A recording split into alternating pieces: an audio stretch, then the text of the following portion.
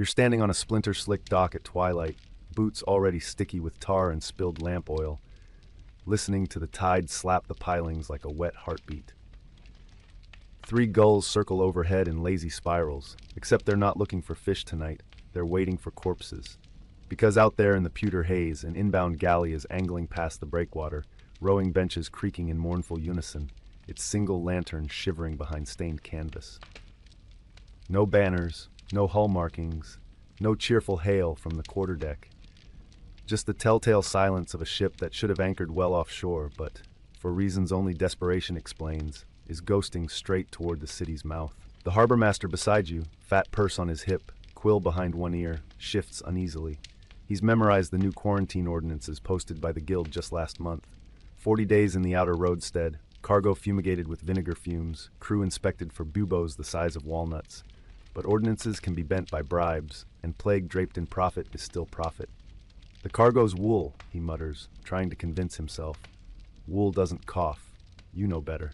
Wool is packed in flea-thick bales, and fleas ride plague the way a minstrel rides rumors. Fast, light, everywhere at once. While we wait for that first mooring line to hiss over the capstan, hit that like button if atmospheric doom and medieval mayhem are your lullaby of choice. It tells the algorithm you're into doom scrolling the 14th century with me. And drop a comment. What's the strangest port superstition you've ever heard? No judgment if it involves salt over shoulders or goat blood on keels. I just want to know who's sailing with us tonight. All set? Good. Take a breath. Smell that? Rotten citrus and bilge water. We've barely begun. No captain ever plots a course for pestilence. Yet plague ships followed medieval trade routes the way ivy follows cracked masonry. Inevitable, patient, lethal. The logic is simple. Where coin flows, bodies follow. Where bodies pile, rats feast. Where rats feast, fleas commute between fur and flesh, sipping infection like dark wine. Now imagine cramming that whole ecosystem, merchant, dockhand, rat, and flea, into the damp wooden lung of a single vessel and giving it 50 days of brine-soaked incubation. Congratulations, you've built a floating city of micro-funerals. Picture the hold first. It's midnight black and smells of cumin, urine, and sheep grease. Sacks slump in sodden rows, each one a burlap hotel for ratus. The crew above knows the rats are there. They thump across ceiling planks in nightly races. But sailors treat rats like omens, not foes. Kill one and foul luck dogs the voyage. Feed one and maybe it spares your bread bag. So the rodents stay, gnawing ropes to floss their teeth, copulating at a rate that would scandalize brothel keepers, shedding flea larvae into every crevice. Meanwhile, the fleas practice gymnastics. One can leap 32 times its body length, which in shipboard terms means traveling from rat hide to bare ankle in less than a second. It bites, spits a droplet of Yersinia pestis into the bloodstream, and hops away unfazed, leaving a time bomb behind. Move topside. Deckboards groan under barrels of brackish water and pickled eel. Sailors coil lines with blistered hands, each blister a microscopic doorway for infection. The cook stirs barley gruel in a cauldron that was last scoured near Alexandria, back when the first mate still had all his teeth. Galley fires warm the bellies of hungry fleas who've crawled up trouser legs for a midnight feed. In the forecastle, the youngest deck boy dreams of shore leave and cheap wine, unaware that 2 tender lumps have blossomed under his arms while he sleeps. By dawn, he'll be coughing red foam, and the surgeon, really just an oaf with a curved knife and strong stomach, will recommend prayer, bleeding, or both. Every port city swore it would never let such a ship dock. Venice invented the quarantine in 1348. 40 days anchored at Lazaretto Vecchio while officials watched for death rattle fireworks. But merchants complained, pepper spoiled, letters of credit lapsed, investors threatened to pull coin. So the rules flexed. 30 days. 20. 10 if the cargo was silk and the bribe felt generous. A single mistake and plague sluiced ashore like lamp oil on water, fast, thin, uncontainable. Imagine you're the night watch at Aix Mortes, 1361. A galley arrives under cover of fog, claiming storm damage, begging a priest for last rites. Harbor guards, moved by piety, escort 2 friars aboard. Within a week, those friars are buried in pits beyond the walls, and the city's midwives have more corpses than christenings. Or picture Bristol, 1349. 3 Genoese carracks slip past the quarantine chain by hoisting flags of Normandy. They unload oranges, then unload plague. A month later, orange peels litter empty streets, while grave diggers sharpen shovels in shifts. Pause a second. If you're still awake, and if this creeping dread is your cup of mead, hit subscribe so you don't miss the next nightmare port of call. It keeps the channel afloat better than any bilge pump. And ring the bell, because plague never arrives on schedule. Now let's climb down the rope ladder into the boat tier, that claustrophobic slice between lower deck and cargo hold where 6 sailors are stashed like bruised fruit. It's barely 3 feet high, the air soupy with sweat and exhaled prayers. Here lies Marcos, a navigator who once boasted he could chart a safe passage between any 2 stars. Today he charts the purple stains creeping up his thigh. Next to him is Ayurveda, disguised as Jonas. Because shipping firms don't hire women, her secret was safer than her health. She fingers a charm of Saint Rock against her fever, but the saint, patron of plague victims, seems busy elsewhere. Each cough she hears becomes an hourglass tipping, another grain closer to the moment the boatswain orders bodies overboard. The disposal ritual is brisk. Stitch the corpse in sailcloth, weight it with spare anchor chain, slide it off a greased plank into moonlit waves. Splash, ripple, done. But the ocean is not a grave, merely a courier. Currents comb those cadavers toward shorelines where fisher children poke them with sticks, wondering why the sailor looks so bloated and blue. By the time local bailiffs organize a cleanup, fleas have already hopped onto curious dogs and beachcombing cats. The plague dislikes boarders even more than smugglers do. Speaking of smugglers, let's visit the supercargo's cabin. He's the shadowy accountant who knows which crates hide frankincense and which hide contraband silver. His ledger bristles with forged seals of health, each one purchased at the last port for a pouch of florins. Officially, the ship carries fine wool, 6 pilgrims, and blessed relics. Unofficially, it also carries a bishop's ransom in Persian dye, 2 barrels of stolen coin, and a disease that will bankrupt 4 kingdoms. The supercargo isn't evil, he's simply fluent in incentives. If plague fears meant grounded fleets, no merchant would risk a voyage. So he shrinks his conscience to fit his purse, and hopes the next port's inspector prefers gold to caution. Every sailor tells ghost stories to pass the night watch, and plague ships manufactured the grimmest tales. Stories of the black captain, whose flesh sloughed off in the rigging while his crew rode on unaware. Of the lantern seen drifting along the gunwale of tears. If it passes your porthole, someone inside will be dead by morning. Of the bell that rings itself when the doctor's last remedy fails. Rose water, mixed with crushed emerald, painted on swollen glands to fool death with glitter. Death, alas, is colorblind. Lest you think only sailors suffered, picture the port physicians. They wear waxed cloth gowns and vinegar-soaked masks shaped like monstrous beaks. Their job, board the vessel, prod groins for boils, and certify either fit for trade or fit for fire. But plague ships often dock at night, and physicians prefer daylight fees. So inspection falls to low-ranking sergeants armed with torches and stale wine for courage. One hesitates, another cracks a joke, the torch dips, and the rope ladder is tied off. Inspection becomes handshake. Handshake becomes docking papers become plague burrowing into city alleys like a silent army. Quick reminder, if morbid maritime minutiae is helping you drift into a history-induced slumber, tap that like icon. It tells me to hoist more sails in this direction. And share which port city you'd have trusted least in 1348. For me, it's always that one peeling statue of Saint Sebastian staring over Genoa's harbor, arrow-riddled, unblinking, as if he knew what cargo arrived. Back on the pier, the galley's bow finally kisses the fender logs. Mooring lines grown taut, and the gangplank thuds into place. The first figure to emerge is the purser, cheeks sunken, one eye swollen shut. He carries a pouch of letters sealed in red wax, the color of either royal authority or warning, depending how you tilt it. A dock clerk reaches to take them, but the harbor master hesitates. Rumor says plague can leap from parchment to skin. Untrue, but fear seldom checks footnotes. A compromise. The letters will be placed in a vinegar bath, then baked over coals, then copied by a scribe who works behind a screen. Information, like disease, must be sanitized before circulation. Behind the purser lumbers a stevedore bearing a sample bale of wool, proof the cargo's intact. Yet the bale moves, twitching with unseen rats startled by lantern light. One rat darts out, scampers across the gangplank, disappears into a crack between cobbles. It is the match that finds the haystack. Fleas unload by the hundreds, vanishing into shadows where cats can't reach, each one primed with plague for its next warm host. Child, beggar, noble's laphound, it matters not. Disease is delightfully egalitarian at first. Hierarchy returns only when counting the dead. Do you feel the chill yet?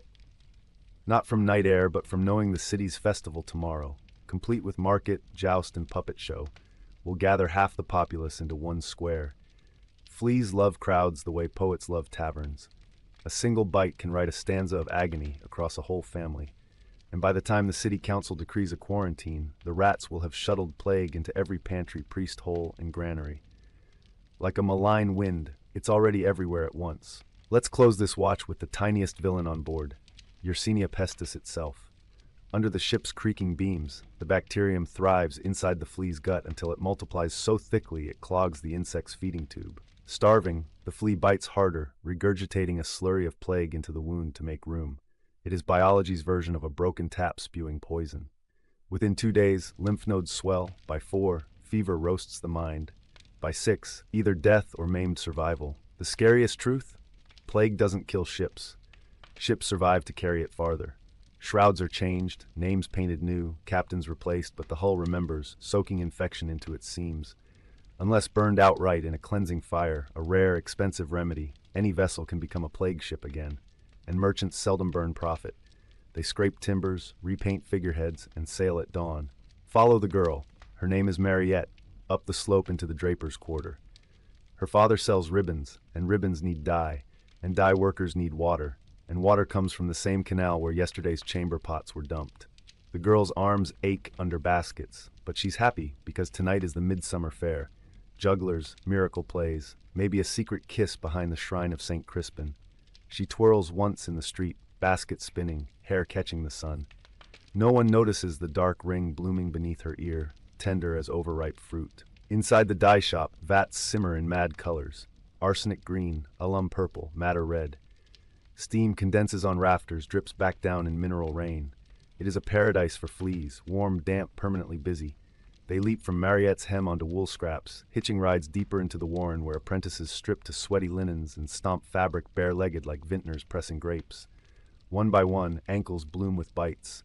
One by one, coughs hatch. A journeyman named Blaze mops his brow, smearing dye across a fever shine he blames on the heat. He spits crimson phlegm into a gutter that feeds the street drain. From there, the plague has 2 choices: travel by rat highway or by human foot. It chooses both. Stop a minute. Hear that? Church bells. Not the usual lazy toll for prime.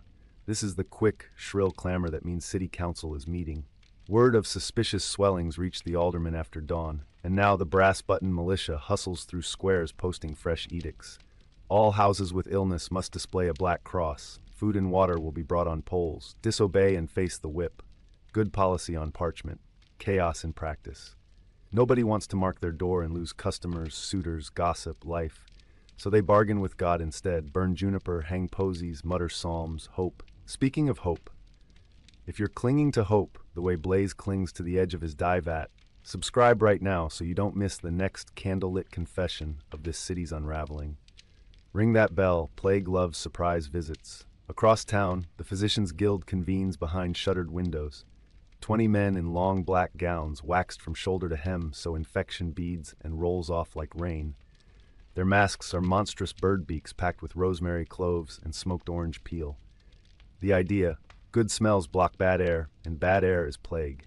They debate treatments, lancing buboes to drain corrupted humors, prescribing ground emerald in vinegar, bleeding from the ankle to draw sickness downward. One young master suggests isolation wards, but an elder reminds him isolation means fewer paying patients.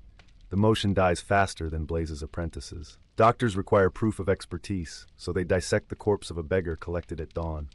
They find his spleen blackened, his lungs mottled like ripe cheese. Nothing new. They tell the magistrate the disease arrives by celestial alignment, Mars in opposition to Saturn, so the solution is prayer, penitence, and perhaps a donation to the cathedral roof fund. The magistrate nods, pockets the diagnosis, and orders extra incense for Sunday Mass. Let's check on that incense.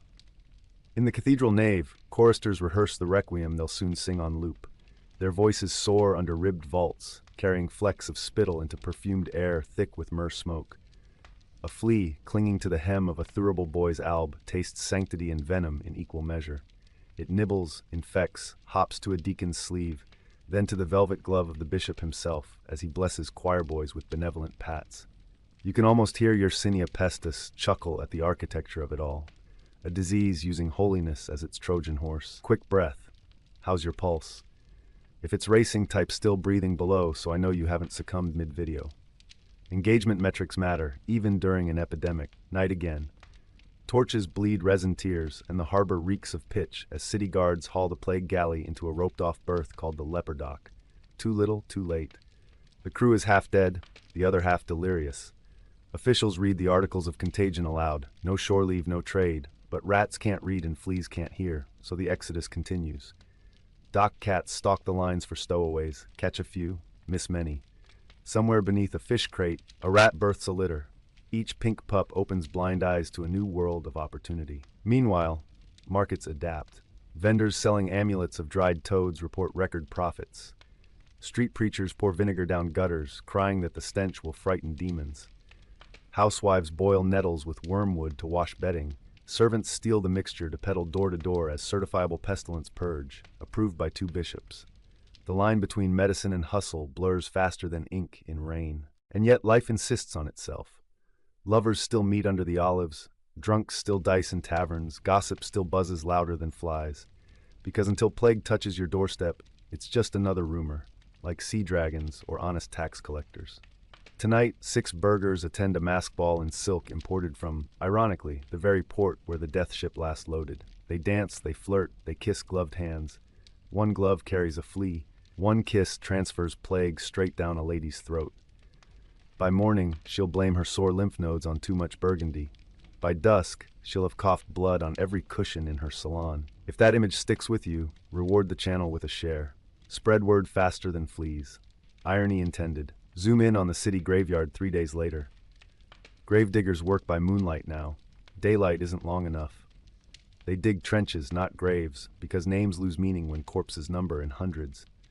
A priest walks the row, muttering the absolution at speed, stumbling when his incense burner snags on exposed ribs. He crosses himself, but not even God can keep up with the turnover. Unburied bodies swell and burst, dogs scavenge, crows square dance along fence rails. The smell becomes a citywide compass. Whichever way you turn, it points to death. Panic births scapegoats. A rumor catches that Jewish spice merchants poisoned wells, nothing to do with rats, too mundane. Mobs storm the ghetto, torches hopping like fireflies. But plague doesn't discriminate. Rioters cough mid-riot, drop mid-torch wave, and the fire fizzles. Later, magistrates tack a notice. The sickness is punishment for sin. Therefore, citizens must parade barefoot while flogging their backs. Blood drips onto cobbles already slick with other fluids, and fleas applaud the feast. Shout-out break. If you've lasted this far, comment "flagellant fitness program" below. Dark humor keeps us breathing, right? While mobs bleed in the streets, the supercargo from the plague ship sits in a rented garret, counting coins. He sold the last of his contraband dye to a weaver who died before payment cleared, but the supercargo had demanded coin up front. Prudent, if immoral.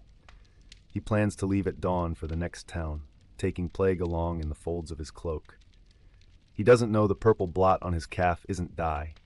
When he dies on the road, bandits will strip him, steal his purse, and carry infection into the hills. That's how pandemics turn kingdoms into chessboards. Every pawn is a courier. The harbor master we met on the dock, the one who hoped wool couldn't cough, now lies sweating under quartz-flecked blankets. His wife dabs his lips with rosewater, counting prayers like beads.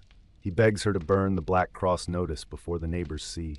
She does, and simultaneously, unseen fleas flee his sheets, seeking fresh hosts in the courtyard where children chase hoops. Upslope, in the dye shop, blazes past prayer. His apprentices, the surviving 2, lower him into a vat of half-cooled indigo because there's no room in the graveyard and firewood is scarce. They tell themselves the dye's lye content will purify him. It doesn't. 2 days later, merchants discover the blue cloth takes on eerie, dark splotches as his body decomposes below. They declare the color cursed, and prices drop. Economic contagion, too, is airborne. Pause, drink water, check your lymph nodes. If they feel fine, you're either lucky or lying. Hit the like anyway, it's the only inoculation I can guarantee. Council finally orders the city gates shut. Too late, of course. Plague built its empire before bureaucracy saddled its horse. But soldiers hammer beams across archways, post sentinel tents, and invent new forms of bribery on the spot. The wealthy escape in litters disguised as corpse wagons. The poor scale walls at night and vanish into the countryside, scattering plague like dandelion fluff. Nearby hamlets bar doors, burn bridges, blame travelers. Highways litter with bodies nobody dares bury, lest they inherit the ghost. Inside the walls, silence grows. Forge fires go out, no one cares for armor when the unseen enemy uses fleas. Bakeries shudder, you can't taste bread through buboes. Alehouses remain open longest, thirst outlives caution, but eventually tankards clang lonely on empty boards. Rats parade across bar tops unchallenged. They won't reign long. Starvation follows plague as night follows dusk. But for a week they are kings. Let's end this vigil on the roof of the cathedral, where the bell ringer tugs the hemp rope with blistered palms. He rings once for each soul departing this hour. His arms ache like crucifixion. He rings for Mariette, who never made the fair, for Blaise, dissolved in dye, for the bishop, dead behind incense fog, for the harbor rat, slipping into legend. The bell's voice drifts over a city dim as a snuffed candle, warning no one alive, comforting no one dead. Yet it rings because habit survives hope. Below, in the nave, candles gutter. A lone monk copies names into the book of remembrance until ink freezes on the quill, either from cold stone or his own cramping fingers. He stares at the blank remainder of the parchment, imagines it stretching to infinity, room enough for every citizen yet to fall. Then he dips the pen again. History, like plague, is relentless. The moon has leaked away, and the sky this morning is the color of hammered pewter, hard, dented, unwilling to warm anything it touches. You're trudging up the ridgeway behind the plague cart, eyes stinging from wood ash drifting off the wheels. Every jolt sends another tumble of limbs knocking against the sideboards. Wrists jangling like cheap tin together, ankles knocking a hollow clack-clack so rhythmic it almost counts as a dirge. Their owners were still breathing at sundown. Dawn turned them into freight. The carter spits to wet his whistle, raises his voice over the creak of axles. 2 more loads before sext, he tells no one in particular, and flicks his reins. The horse lurches forward, ribs showing through hide like the hull ribs of an abandoned ship. Flies follow in a shimmering cloud. They never bother with the living while the dead offer sweeter meat. You keep pace because the monks won't dig alone, and they pay in loaves and thin ale. Currency enough when coin has started to smell like contagion. If you're grim marching with me through corpse dawn, tap the like so the algorithm knows you value historical nightmares served raw. And do me a favor in the comments. Share the worst job you can imagine in a plague-shattered city. Rat catcher, bell ringer, corpse counter. I'll read every shudder. The trench sits in a wind-scoured meadow just beyond the north gate, 50 paces long, 6 paces deep, and already half bought by death. Monks in mud-caked habits kneel along the lip, chanting the same Latin phrase until words blur into breath. In manus tuas, Domine. Their voices are hoarse. Someone replaced the syllables of mercy with grit overnight. Bodies slide off the cart in sloppy thuds. Sailors first, rigging scars on palms, tar trapped under their nails. Then 3 dye workers blue as bruises. And finally the harbor master, still wearing his seal ring. No time to pry it free, no one willing to touch infected flesh for trinkets. The cart empties, and you help shovel lime powder over the heap. Lime bites your nostrils like winter pepper, but it can't bite plague. It only whitens the bones faster. When the trench is 3/4 full, the monks sprinkle holy water with sprigs of rosemary, the stems so brittle they snap like dry quills. Water hisses on lime, rising in faint steam. For a heartbeat you imagine the dead exhaling. Then the overseer snaps you back, cover. Earth thumps, shovels scrape, prayer fades beneath the first layer of soil. Another row will top them by nightfall. Before you leave, a monk presses a wafer of bread into your hand, payment. It tastes of wood smoke and fear, but you devour it anyway. Hunger doesn't negotiate with squeamishness. Pause here, friend. If you can stomach more, hit subscribe so we can drag the next cart together. The bell icon? Consider it your personal tolling for the dead. Silent on the outside, deafening inside your skull. Back within the walls, life has rearranged itself around absence. Streets echo like hollow pipes, no hawkers, no lute players, just the occasional slamming door as another household nails shut its fate. Merchants once lined the cloth market in gaudy rows. Today, faded awnings flap like surrender flags. Empty stalls make a wind chime out of unused scales and dangling chains. And yet, in the alley behind St. Wolfran's, commerce mutates. A woman with a violet shawl holds her hands beneath her cloak, murmuring, "Charm of silver fennel drives pestilence from lung to toe, one groat." Her charms are pebbles dipped in pitch and rolled in ash, worthless, but fear is loose currency. Customers queue anyway, eyes darting, coins sweaty. Round the corner, a gambler named Rule pushes dice carved from sheep knuckles. He's painted tiny crosses on the sixes to prove the bones are purified. Losers call him a devil, winners tip him in moldy bread, but everyone laughs harder than yesterday. Laughter, like ale, dulls edges, for a moment. Watch how each roar ends in a cough. Press deeper. At the Guildhall door, clerks push parchment writs beneath a barricade of overturned tables. Taxes suspended, rents postponed, debts forgiven till God's wrath abates. Illusionary mercy. Tomorrow's hunger will double every coin owed. But the ink dries fast, and the scribe's quill scratches on, unbothered by looming arithmetic. Remember Mariette? Her father's ribbon shop stands shuttered, its window a dusty quilt of sun-bleached samples. Inside she lies on a straw pallet. Her mother dampens cloths in wine, the last antiseptic they own, and drapes them over buboes that pulse like overripe figs. Mariette's breath rattles, yet her eyes stay bright, darting between ceiling shadows as if watching invisible sparrows. In delirium she whispers, "The fair? Did we miss the fair?" Her mother lies, "Not yet, my dove." 2 rooms away, the younger brother picks lice from his tunic, humming the fair's ditty under his breath. The tune stalls every time his sister groans. Silence fills the rest. If you've ever lied tenderly to spare someone pain, drop a candle emoji below. Let the comments glimmer like vigil lights in this darkness. 3 nights later, the city hears drums, slow, deliberate, echoing through deserted lanes. A procession approaches from the west gate, 50 men stripped to the waist, backs lashed raw, singing psalms through broken teeth. Flagellants. They believe scourging flesh extracts sin, and purging sin starves plague. Torches cast long shadows that whip the walls like echoes of their chords. Spectators kneel, sob, beg to join. The leader, shaven crown, eyes fever bright, raises a hand. Sins must be confessed aloud, he intones. Confessions pour like thick wine, thefts, adulteries, secret doubtings. The street becomes a river of guilt, and the flagellants wade through, splashing absolution with each strike. Fleas hitch rides on their blood-slicked backs, delighted by fresh channels. Council watches from an upper window. Some aldermen argue the flagellants inspire devotion, others fear unrest. A compromise, let them pass, but bar them from the cathedral. Bars mean nothing when doors hang on splintered hinges. By dawn the penitents pray at the high altar, dripping crimson onto marble. The bishop would object if his lungs weren't drowning in fluid. Outside, a new rumor buds, bathing opens pores for plague. Therefore, water is death. Wells stand untouched, buckets gather dust. People turn to wine, vinegar, beer, anything fermented enough to feel resilient. Taverns oblige, watering nothing, overcharging everything. Somewhere in this haze, an enterprising brewer markets plague-proof porter, boiled longer, blessed twice. Barrels sell out before the first mug is drawn. Drinkers cheer, clink tankards, swap stories of entire villages immune, thanks to strong ale. Immunity will last until the first drunk dies mid-hiccup. Signal boost, friends. If plague-proof porter sounds like your nightcap, smash that like. It helps the channel outrun every algorithmic quarantine. Farther uptown, noble manses sprout red X's on their doors, quiet admissions that privilege leaks. Servants toss linens from windows, hoping fresh air spares them. The linens drift down like surrender flags and land in gutters where beggars snatch them for makeshift cloaks. Each cloth still warm with fever. Charity, involuntary, lethal. A particular manor, arched gate, crest of a lion devouring a sun, houses the city treasurer. He locked himself in the solar when his steward fell ill, convinced silver plates could reflect contagion.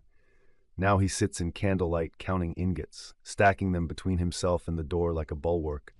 Outside, his children knock, asking for bread. He pretends the knocking is distant thunder.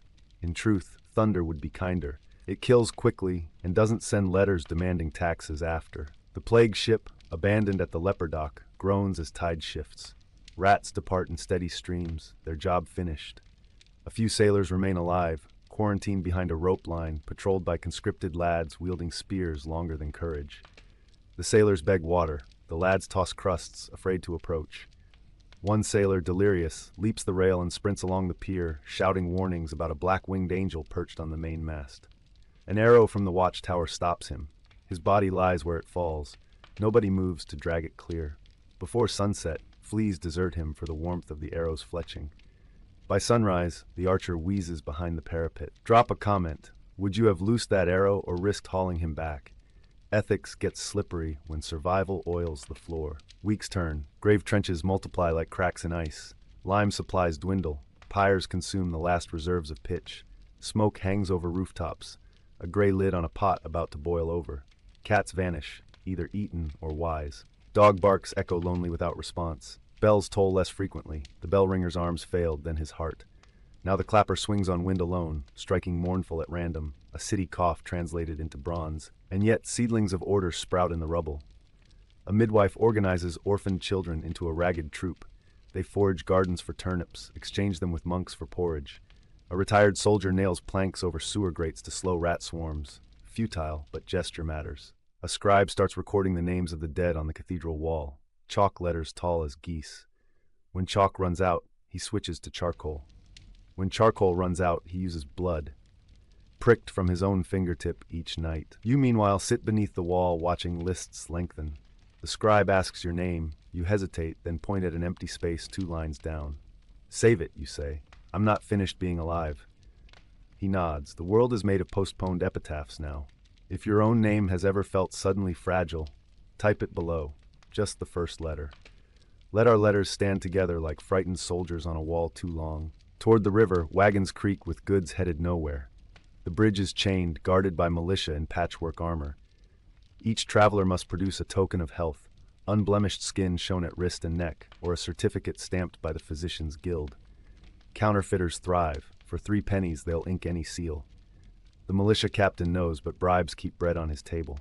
He pockets coin, waves wagons through, wheels rattling with grain, cloth, concealed corpses. When the next town falls, they'll blame fate. Fate, bribery, 2 masks on 1 skull. Night again, final candle stub guttering. You lie on pallet in a loft above the cooper's shop, listening to barrels swell as summer heat seeps in. Sweat trickles, and every prickle becomes dread. Flea, fever, just heat. For now. Through a cracked shutter you see the moon dimmed behind smoke, swollen like a bandaged eye. Somewhere a mother sings a lullaby to a child who won't survive till dawn. Yet the melody is soft, steady, tender. Plague hasn't silenced every song. Some throats insist on music precisely because silence paves the streets. Wrap your cloak tighter. If these whispered lullabies keep your own eyes heavy, press subscribe so you'll be here when dawn peels back the next layer of calamity. And hit the bell. I'll ring it when the flagellants turn from prayer to riot, when the midwife's orphans stage a bread heist, when the plague ship finally burns in the harbor's black mirror. Your vision tunnels through the eyeglass slits, and again that leather beak clamps over your mouth like a wary bird refusing to let you speak. The inside stinks of yesterday's concoction, balsam soaked in vinegar, crushed angelica root, 1 whole clove you chewed for courage but never spat out. Overnight, the mixture turns sour, mingling with the musk of your own breath, until it resembles wet hay left to sour in a stall. Each inhale drags the odor deeper, a reminder that survival comes flavored with rot. Down in the courtyard, charcoal fires hiss where apprentices heat irons the length of knitting needles. You hear them argue over whether iron must glow red or merely dull orange to cauterize a bubo.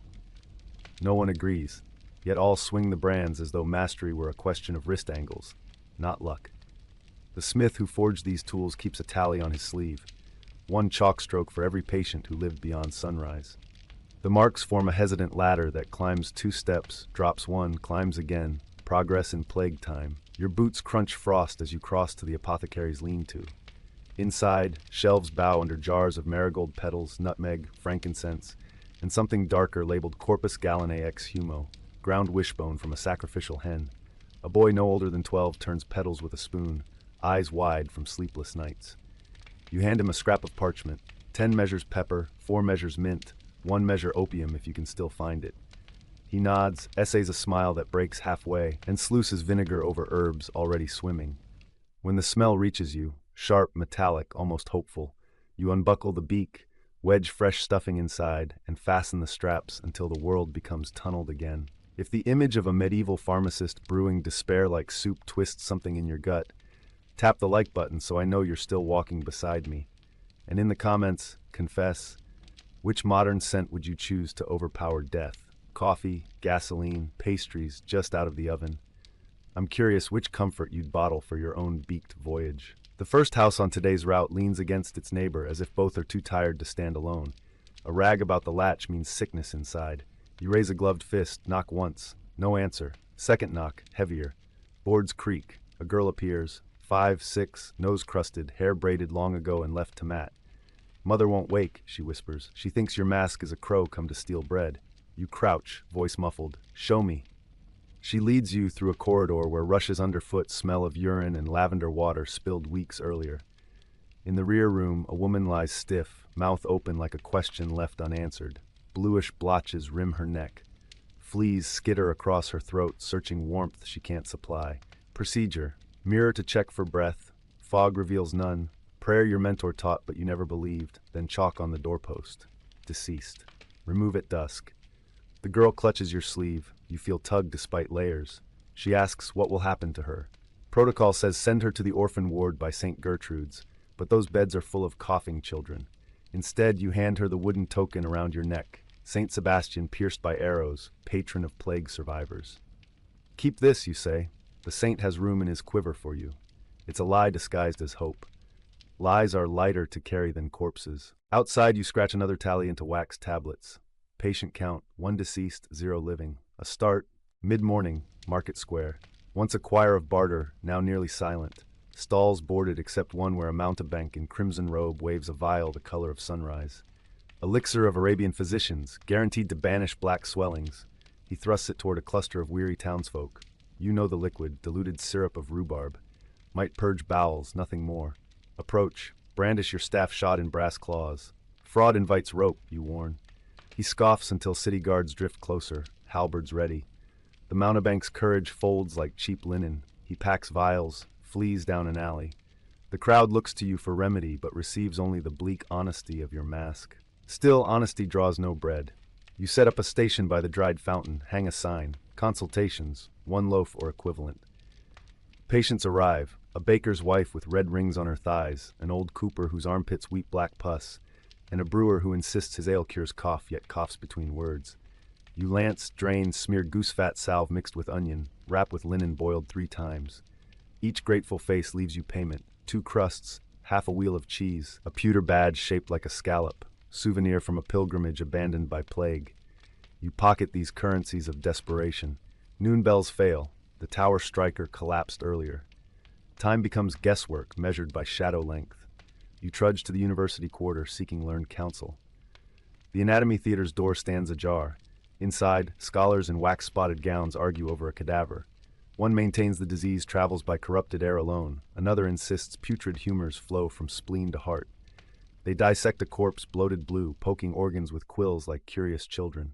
You intervene. Examine the bites along the thigh, vectors, not vapors. They glance at your mask, ripple with laughter muffled by silk scarves scented with ambergris. Academics prefer theory that smells expensive. You could stay, debate, waste breath. Instead, you ask the steward for quicklime.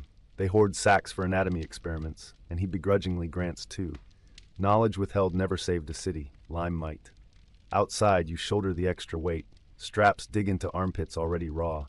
Still lighter than guilt if you left empty-handed. Scroll down, smash subscribe if you think practical action beats scholarly pride. Algorithms like epidemics reward momentum. Toward evening, you join the corpse wagon procession. Torches flare, sparking cinders that drift like cursed snow. The driver sings under his breath, half prayer, half tavern tune, anything to drown the wet thuds of bodies crossing rail slats. You walk behind, swinging a censer filled with juniper twigs. Fragrant smoke cloaks stench, but not sorrow. At the trench, you sprinkle lime onto the pile. Each hiss as powder meets flesh sounds like parchment sealing letters never sent. One body wears a makeshift mask carved from leather scrap, beak stubby, stuffed with wilted mint. Perhaps he believed imitation granted immunity. In death, the mask turned inward, beak flattened against cheek, releasing herbs that now perfume the grave. The scent drifts up, oddly sweet, and you imagine for a moment, heaven might smell like plague masks done right. The night wind claws your cloak. You help shovel earth until shoulders quake, then step away to stretch. Stars above are icicles. They seem brittle enough to snap. Someone hands around cups of warmed wine spiced with cinnamon and ground rosemary. You raise the cup under your mask, tip it carefully. The liquid trickles past leather edges, down your chin, into beard you haven't dared shave. It tastes of wood smoke and old despair, yet soothes. Comment below. Would you linger to bury strangers or bolt for the hills? Be honest. The trenches forgive cowardice easier than tongues at the tavern. Late, you return to your rented loft. Removing the mask is a ritual. Unbuckle chin strap, ease leather away so herbs don't spill, wipe inside with vinegar-soaked rag. Tonight, clumps of petals cling stubbornly, fused by your sweat. You pry them loose and the combined odor, vinegar, herbs, your own sour breath, hits like a slap. Some days you welcome it, proof you're alive to smell anything. Today it nauseates. You toss the stuffing into brazier flames. It crackles, releasing one final bloom of scent like incense at a corrupted altar. You soak fresh mix, rose petals for sweetness, myrrh for sanctity, wormwood for wormwood's sake, bitterness to match reality. A final pinch of camphor jolts your sinuses awake. Before packing it into the beak, you press the blend to your nose, inhale deeply. Memory floods, childhood orchard after rain, father smoking meat for winter, mother's lavender soap. Strange how comfort and repulsion can share lungs. On the cot you unfold a scrap of parchment, a list of households yet unvisited. 27 addresses. You write tomorrow's date at top, wonder if parchment will outlive its writer. Candle sputters. You whisper half of the Lord's Prayer, half of a bawdy tavern chorus, stitch them into lullaby. Sleep snatches you mid-syllable. If you've ever mixed sacred and profane just to stay sane, type both in chat. It'll be our secret handshake. Dream, walls made of plague masks stretching to horizon, beaks pointing east like an army of anxious geese. Inside each you see your own eyes staring back, swollen, rimmed red, accusing. The beaks open and close, croaking one word, breathe. You wake before dawn, heart sprinting, sweat chilling against spine. Outside, church bells ring at random. Someone pulls ropes without rhythm, desperate to announce hope or doom. You dress, shoulders aching, wrap scarf, don mask heavy with new herbs. The beak's scent is stronger than ever, almost pleasant, until it mingles with morning air thick with charnel smoke. Opposites wrestle inside nostrils, bloom versus rot. You accept the duel. It's the smell of duty. Stepping into street, you notice chalk writing on brick. Fear the rat, not the breath. Someone else has reached your conclusion. You smile behind leather, but also shiver. Signs of shared insight mean the plague has taught too many students. The iron latch thuds behind you, sealing off the alley where 20 empty plague masks hang from laundry lines like migratory birds that lost their way. Some belong to colleagues who vanished between one house call and the next. Others you stripped from con men selling false cures door to door. The masks sway in a dawn draft that smells of soot and stale tallow, the scent weaving through their beaks so that every sway seems a sigh, exhausted leather admitting failure. If you're still breathing under your own roof right now, slam that like button so I know you're awake on the other side of the screen. And tell me in the comments which sight unsettles you more. A single abandoned mask, or a whole flock of them waiting for faces that will never return. Today's summons comes from the bishop's palace. Marble, stained glass, long corridors that once echoed with choir practice, and now hush footfalls the way snow hushes hooves. You expected the spiritual shepherd to flee weeks ago, yet here you are, following a deacon who counts rosary beads out loud as if each click buys another heartbeat. He leads you to a guest chamber made into infirmary, tapestries hauled down to cover floorboards, braziers burning juniper, crystal cruets filled with eau de rose set beside crucifixes, turned tarnished by constant handling. On the bed, an Italian moneylender wheezes through lips blue as lapis. He financed cathedral repairs last spring. The bishop owes him both roof and repentance. A physician stands over the body, trimming candle wicks, velvet doublet, no mask, cheeks powdered to hide fatigue. He refuses to make eye contact with you, muttering about improper dress, while he himself bleeds from a nick on his thumb. He has stuffed a spray of ambergris up each nostril. Expensive, useless. You crouch to inspect buboes at the lender's groin. The swellings shine like plums under stretched skin, and when you release the binding cloth, they ooze coral pink fluid that beads on your gloved fingertips. You call for onions, pitch, a strip of linen, classic poultice no longer fashionable among court doctors, but the deacon brings nothing but prayer. The physician sneers that onions reek worse than plague. Truth, you answer, yet the onion never killed a man on purpose. You slice, apply, wrap. The Italian thrashes enough to scatter crucifixes. After he quiets, you pack sweet myrtle and salt inside your beak because the stench of gold-laced rot sticks to the palate like sin. The bishop corners you in an antechamber lined with portraits of martyrs. Candlelight licks flakes of guilt from their halos. He asks in a whisper how long before the lender recovers. You meet his eyes through smoked lenses and answer. If he survives the night, he will ask for interest. The bishop's lips tremble. He gestures to a chest of silver pyxes, communion vessels, and offers 2 in exchange for discretion. This is how charity brands itself as bribery. You accept one, refuse the second, partly for integrity, partly because the monks at St. Gertrude's need chalices to administer comfort to orphans, and a refusal sharpens the bishop's fear more than acquiescence. Walking out, the physician hisses that you've butchered the gentleman. You reply, "Better butchered by onion than embalmed alive by perfume." He calls after you that the city will soon burn your masks in public square. You hope they start with the ones on the laundry lines. They've seen enough. If you've ever confronted arrogance armed only with blunt truth, type "breathe honesty" in the chat. Algorithms appreciate candor more than any bishop. Trust me. Outside, the sky has hardened into pewter again, but a ribbon of pink sun glints off distant chimneys, each chimney a coffin turned inside out. On Hill Street, a mob circles a brewer's cart. Word spreads that he waters beer with holy well runoff rumored to cure plague. Customers fight for jugs, fists swinging, mugs shattering. You step between 2 brawlers, staff raised, and shout, "Water is death, remember?" Silence ripples out, confusion following shame. But greed darts back. Someone lurches, tries to filch a barrel, tips it, liquid sloshes, releases odor of rot. Not holy water, channel runoff, oily with tallow scraps. The crowd scatters, cursing. You help the brewer right the cart. His hands shake like leaves still clinging to winter branches. He thanks you with a small cask sealed in wax. Real ale, he swears. You pocket it for barter. Honesty has price tags. At midday, you reach the derelict pigeon house behind the tanner's yard. A rumor claims pigeons carry healing spirits. Desperate families leave cages of them for you to bless. But pigeons love grain more than miracles. Droppings layer rafters like gray snow. One bird flutters down, lands on your shoulder, pecks your beak tip as if curious what seed hides inside. You lift it gently, feel its heart-racing madness beneath feathers. A louse scurries across its eye. You pluck the louse, crush it between gloves, and whisper, "Sorry, friend, no spirits here." You release the pigeon into ash-laden wind. It circles once, twice, then wheels off toward the harbor where gulls outnumber sails. The louse smear on your glove makes a dark comma. You promise to burn the glove tonight. Give a nod in the comments if you've ever freed something small, just so the day would hold one kind act amid cruelty. Late afternoon, hospital ward. St. Catherine's cloister smells of spilled mead and sweat. The wardswoman has resorted to dousing floors with strong ale because vinegar barrels ran dry. Cots line both walls, and each patient wears a damp rag over face, poor man's mask. The sisters taught them to inhale through cloth steeped in thyme, but thyme has wilted. They reuse rags until they smell of doubt. You pause at cot 24. Remember Mariette, the ribbon maker's daughter? Fever burned the color from her cheeks, leaving cheeks like wax. Yet she still hums the fairground ditty in faint gasps. Her mother died 2 dawns ago. The brother fled after coughing blood. Mariette doesn't ask where they've gone. Perhaps she knows and hums for them. You change her bandage, slip a sprig of the bishop's rosewater cloth near her pillow. She smiles weakly.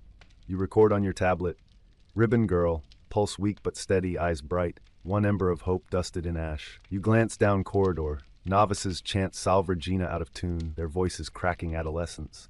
They tried on spare plague masks for fun last week, giggled, then wept when the beak smelled of sweat. Now they pray in linen veils, innocence frayed but standing. Dusk settles like bruised silk. Time to collect masks from the alley, burn them. You strike a flint to kindling. Flames crawl up leather, warping beaks into yawns. A gust sweeps sparks skyward. For an instant they mimic fireflies, last summer's memory flickering out. The smell of burning leather merges with herb residue, acrid yet oddly sweet, like grief sweetened by relief.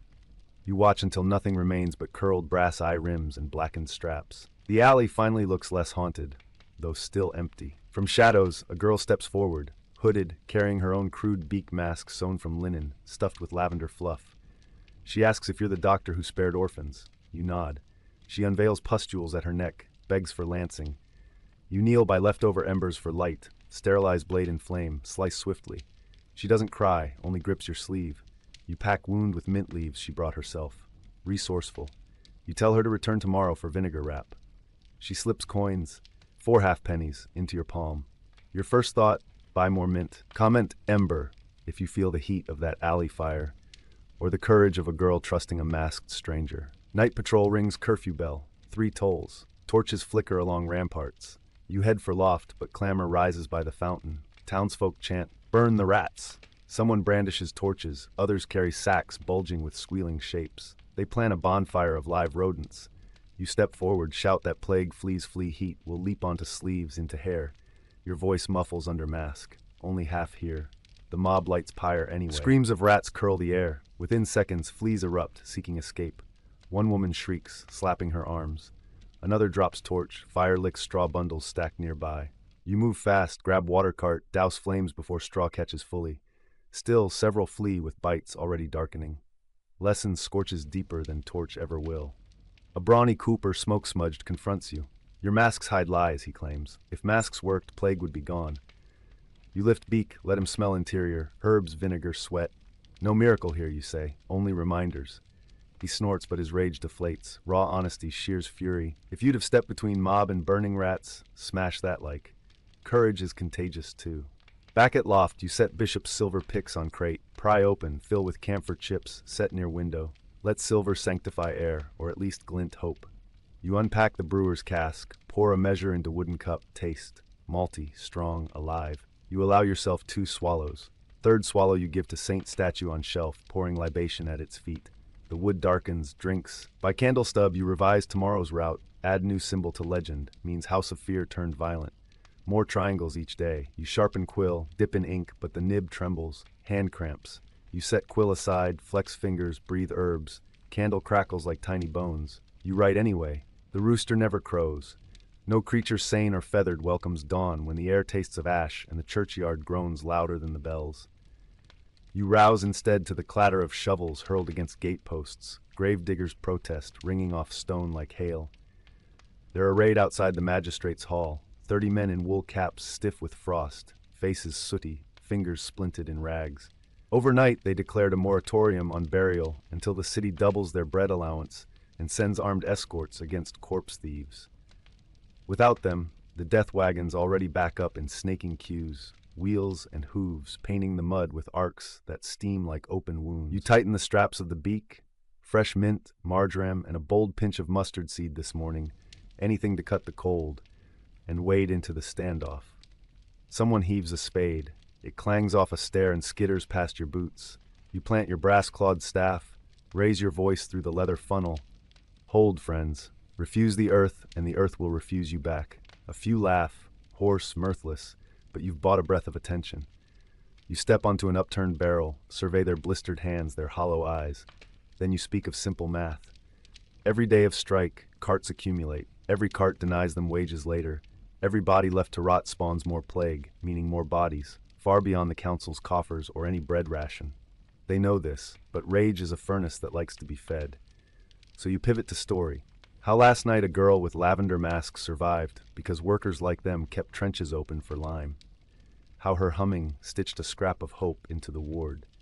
Hope, you suggest, is a currency that buys more than bread. If you're listening out there and believe stories change minds faster than edicts, tap the like so the algorithm's own ledger shows it. The foreman, a stump-shouldered veteran named Mickle, steps forward, jaw grizzled, eyes wet from wind or grief. He thrusts a rolled petition, their demands, signatures scarred into wax. You read aloud, twice daily porridge instead of once, boots from council tannery, a priest assigned to consecrate each mass grave so none fear haunting. Reasonable, you pronounce. You vow to bear the parchment to the bishop yourself today. Mickle nods slow, but the others grumble. Promises are cheap and coffins cheaper. To tip the scale, you slide the brewer's silver flask from your satchel, still half full of proper ale, and pour a measure into the foreman's wooden mug. For warmth, you say. He drinks, passes it on. Liquid courage travels cup to cup, and soon spades are hefted not as weapons but tools once more. Strike suspended. 24 hours grace for you to nudge the bishop's conscience. Comment dig if you think one mug of ale can mend a city's backbone. Comment ditch if you're less convinced. The cathedral square glitters under brittle sun, ice-crusting puddles where holy water overflowed during last week's mass for the dead.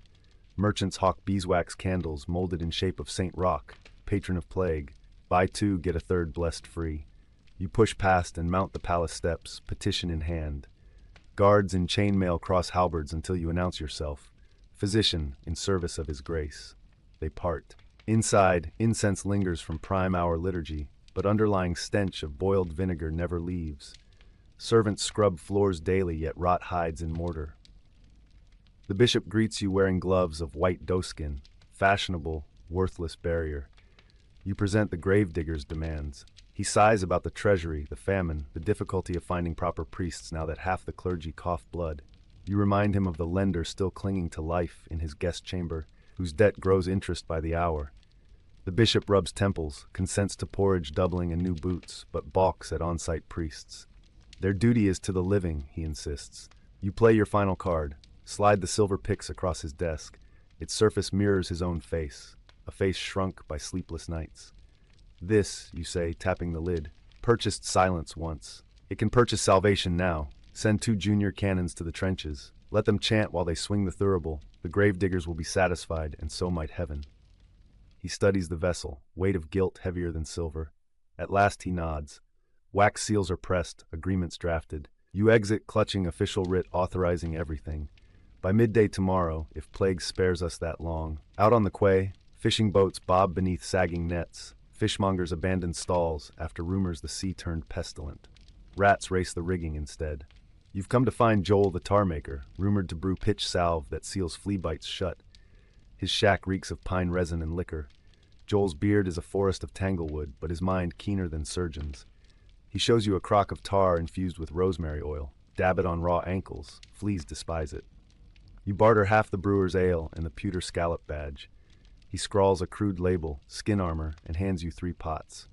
You test a dab inside your glove. Sticky warmth, scent of distant hills. A gaggle of urchins trail you back, noses wrinkled at the beak but eyes bright for news. They plead for potions, for charms. You kneel, smear tar circles on their wrists like bracelets, telling them it's warrior paint. They giggle, salute with twig swords. One boy asks if plague eats children first or last. You answer honestly, neither. Plague is blind. Courage makes us visible to one another, not to it. He ponders, nods. They disperse, wrists shining resin. If you ever wore a pretend shield just to face real terror, mark the comments with tar ban. Twilight again. Time to revisit Mariette. The ward throbs with new moans. Straw supply almost gone. You discover her bed empty. For heartbeat, you dread the chalk mark at door, but nurse explains she was transferred to convalescent chapel after fever broke. You hurry there, small apps with stained glass lozenges now serving as step-down ward. And there she sits, plaiting ribbons of gauze into a chain, cheeks flushed with life. When she sees your mask, she lights like sunrise, presses the ribbon garland into your gloved palm. To wrap your herbs, she whispers.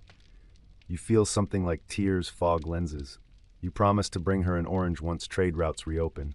Extravagant fantasy that makes her smile wider. Night deepens, a cold so sharp it chisels thoughts. You trudge toward the eastern trench where lime supplies dwindle. Candle lanterns bob ahead, gravediggers working by moon. Among them, the 2 young canons chanting psalms between shovel strokes. The foreman spots you, raises thumb. Deal honored. You help sling bodies, stiff, frozen, lighter than you expect, into the pit. Each thud drums your spine. When cart's empty, you sprinkle last of the quicklime, but clouds barely dust topmost corpse. Need more by dawn or contagion will flower. You volunteer to lead a wagon to the quarry at River Bend. Mickle hitches swayback mare. You set off under constellations.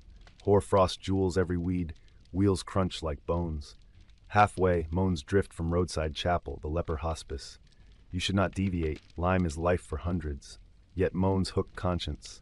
You steer nearer, find 2 sisters pinned beneath collapsed roof beam. Stones fell during quake tremor earlier. One sister's leg snapped, bone glinting. The other shields her with habit sleeves torn.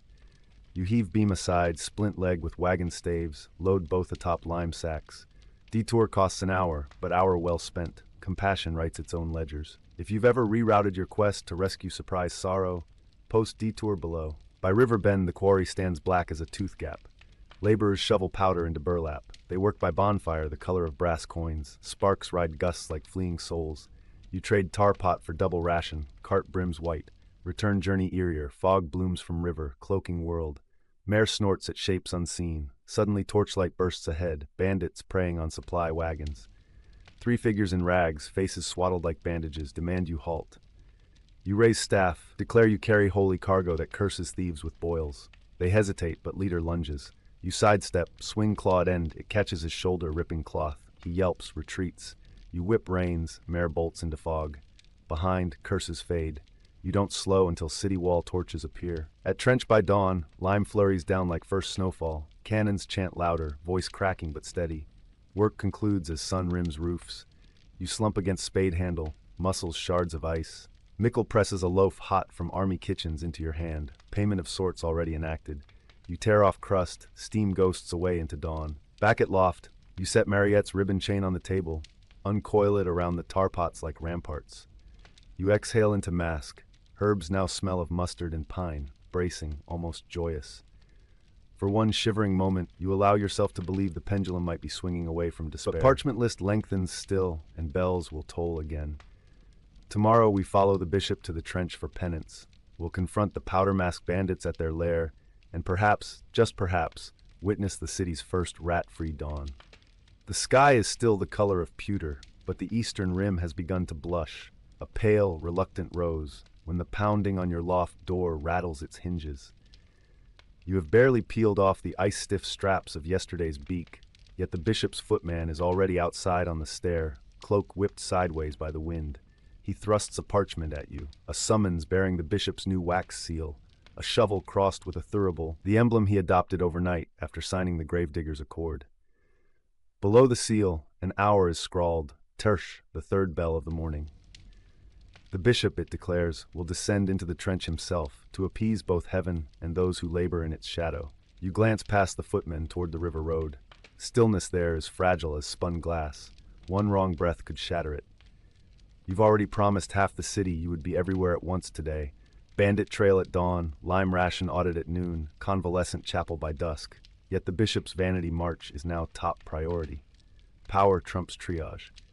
So you nod, tuck the parchment beneath your wool cloak, and tell the footman to relay that you will arrive ahead of his master, staff in hand. Before you leave, you thread Mariette's ribbon garland through the empty eye rims of yesterday's burned masks, then drape the garland over the windowsill where the wind can unravel its knots.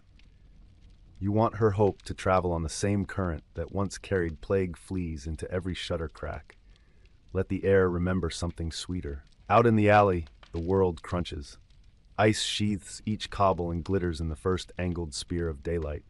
You tug the new mask on. Today's stuffing is cedar shavings soaked overnight in sour wine, plus a fragment of orris root for steadiness.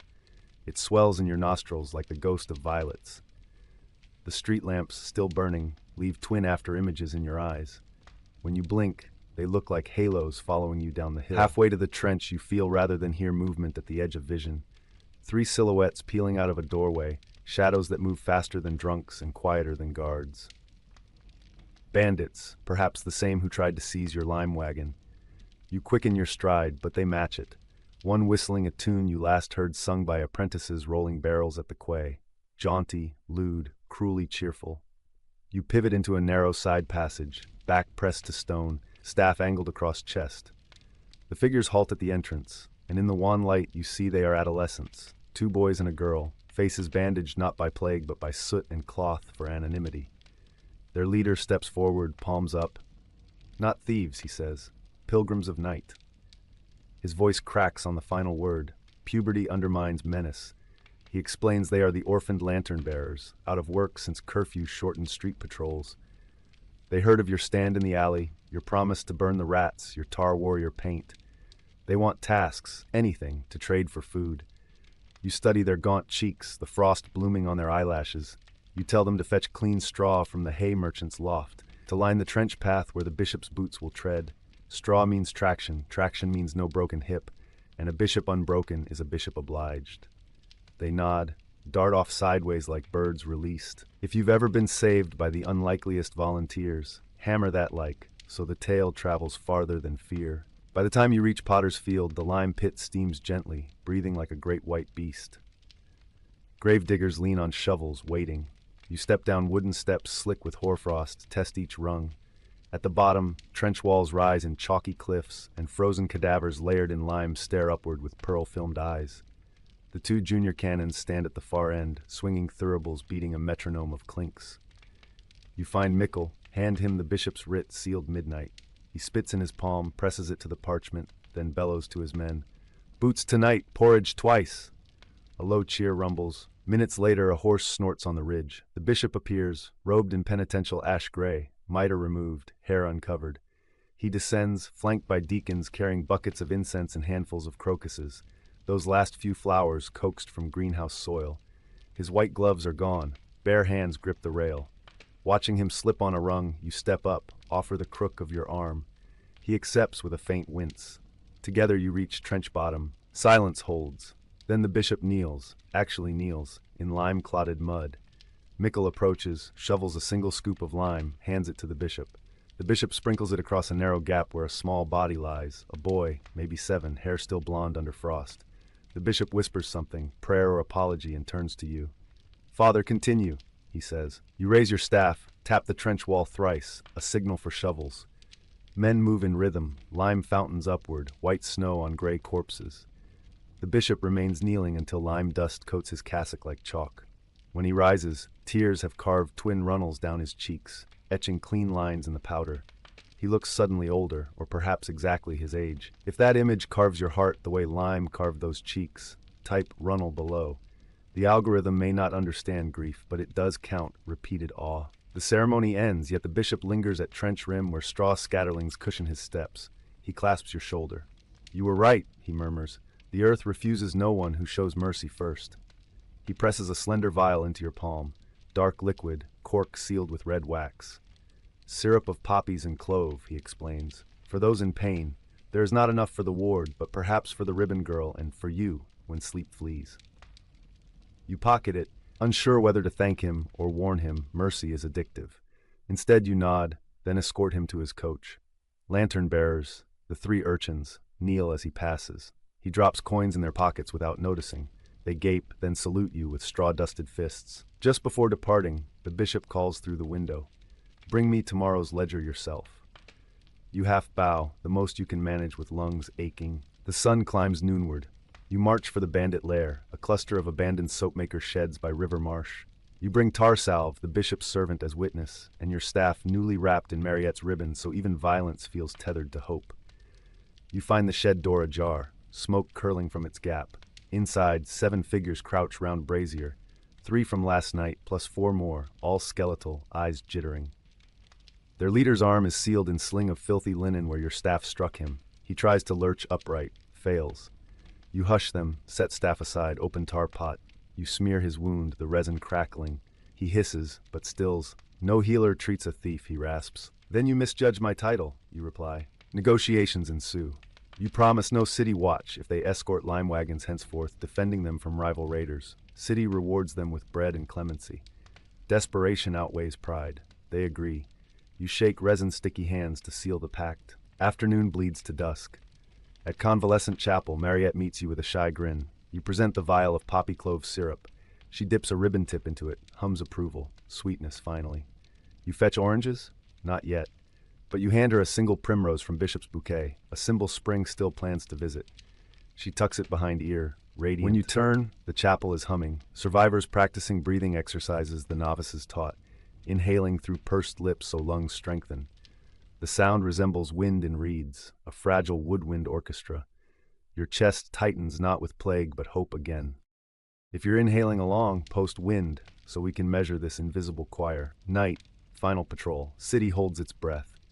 Rats are scarce tonight, whether miracle, frost, or diminishing corpses you can't know. You arrive at the alley of burnt masks, new lines strung with fresh leather beaks you commissioned from tanners, dyed crimson so no one mistakes them for yesterday's failures. You mount a lantern, let its glow illuminate the rows. Passers-by pause, some gasp, some cross themselves, yet none jeer. You pin a placard, "For those who fight fever with breath, take one." Within minutes, a midwife, a laundress, and the physician with ambergris nostrils each claim a mask. The physician hesitates longest before nodding thanks. Progress measured in masks and grudges surrendered. If second chances inspire you, write crimson below. You climb the loft stairs long past midnight. Inside, the air is almost warm. The silver picks and cedar mask stuffing have sweetened it. You hang ribbon-wrapped staff on peg, unlaced boots stiff with lime. Sitting at rough-hewn desk, you open ledger to final page labeled simply 7th Vigil. You document, bishop's penance, gravedigger accord fulfilled, bandit escort treaty, reduced rat sightings. Then one last entry. Mariette sang entire verse without coughing. You underline twice, ink blotting like a tear. You close the book. Outside the window, the sky bruises purple where stars retreat. A hush you've never heard during plague years settles. No cartwheels, no distant wails. Just a single cock crow from outskirts. Dawn. You open shutters. Frost crystals on rooftops shimmer pink in newborn light. Smoke rises from chimneys, but gently. Breakfast fires, not funeral pyres. For first time in months, you smell baking bread, not burning tallow. You inhale, cedar and dawn mingling, then remove the beak. Cold air slaps your unfiltered nostrils, sharp, honest, alive. Below, children carrying empty pails race toward the public well. Their laughter rings like dropped marbles on marble floors. You rest mask on sill. Sun catches its brass eye rims and sets them aflame. Reflection flashes across alley onto opposing wall, where rats once crawled. Today only light scurries. Here, dear listener, our vigil ends. If this journey through soot and silver, lime and ribbon, breathed courage into your own long night, subscribe so we can roam new epochs side by side. Ring the bell so dawn finds us together again. And in the comments write, I breathe. 2 words, simple as first light, fierce as lungs that outlasted plague. Algorithms read them as engagement. I read them as proof hope survived. Close your eyes now. Let cedar and clove cradle your dreams. The 7th bell will toll soon, but when you wake, remember, the mask is only leather. The healer